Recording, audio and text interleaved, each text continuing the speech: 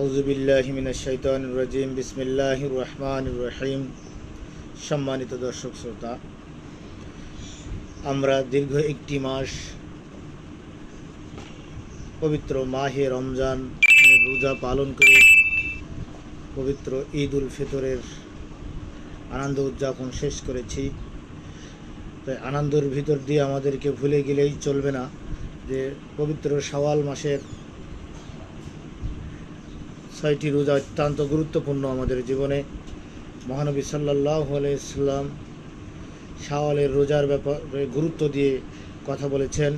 রাসূলুল্লাহ সাল্লাল্লাহু আলাইহি সাল্লাম বলেন, যে ব্যক্তি পবিত্র রমজানের রোজা পালন করলো এবং শাওয়ালের 6টি রোজা পালন করলো, সে যেন সারা বছর পুরো বছর রোজা পালন করলো।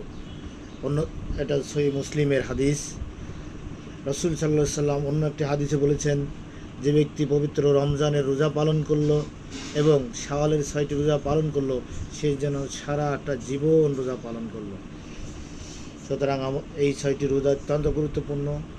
আমাদের পবিত্র রমজানের যে ফরজ রোজা আমরা পালন করেছি সেটা যেমন গুরুত্বপূর্ণ, আল্লাহ রসুল সাল্লাল্লাহু আলাইহি সাল্লামের মুখ নিঃসৃত বাণী অনুযায়ী শাওয়ালের 6টি রোজা অত্যন্ত গুরুত্বপূর্ণ। তা আসুন আমরা যাতে সবাই মিলে এই শাওয়ালের 6টি রোজা পালন করতে পারি। আল্লাহ সে তৌফিক দান করুক। ওয়া আখিরু দাওয়ানা আলহামদুলিল্লাহি রাব্বিল আলামিন। আসসালামু আলাইকুম।